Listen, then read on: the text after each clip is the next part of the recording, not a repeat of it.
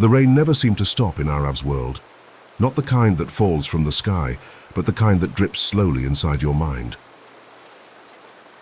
Every month his salary arrived like a tired warrior, and within days it vanished like smoke. Bills, EMIs, impulsive purchases, dinners to escape stress. Everything quietly drained him.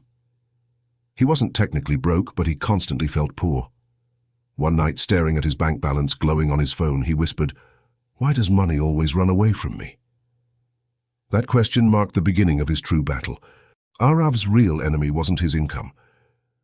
It was the voice inside his head, the scarcity mindset. He believed there was never enough. He thought rich people were just lucky. He told himself he simply wasn't good with money. These beliefs acted like invisible chains, controlling every decision. Scarcity made him spend emotionally. It made him avoid learning about investing or long-term planning. It made him fear risk instead of building skill. And fear, he realized, was far more expensive than any bill. Like every hero in an anime journey, Arav encountered a turning point. His mentor wasn't a wise old master. It was a late-night realization triggered by a book on money psychology. One line struck him deeply: "Money is a tool, I am the wielder." That sentence shifted something inside him. He stopped asking how to survive the month and started asking how to grow stronger over years. Survival thinking slowly transformed into growth thinking.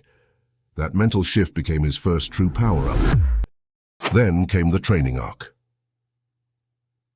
Arav built what he called his money dojo. He began tracking every dollar, not to restrict himself but to understand his patterns. Awareness replaced ignorance. He invested time in learning valuable skills instead of endlessly scrolling on his phone. Communication, negotiation, digital skills. He sharpened his earning potential. He automated savings before spending, treating savings like a non-negotiable bill. He built an emergency fund, which became his financial armor. Most importantly, he changed his identity. Instead of saying, "I'm bad with money," he began saying, "I am becoming financially powerful." The battle wasn't easy. Friends upgraded cars. Social media showed luxury lifestyles. The old scarcity voice tried to return, that he was missing out. But Arav had learned the power of delayed gratification. He understood that true abundance compounds quietly. Instead of chasing status, he built stability. Instead of flexing, he focused. Progress wasn't dramatic or flashy. It was steady. And steady growth, he realized, wins over time. Months later, something unexpected happened. The numbers in his account weren't just improving. His emotions were too. He felt calm when expenses appeared. He saw opportunities instead of threats.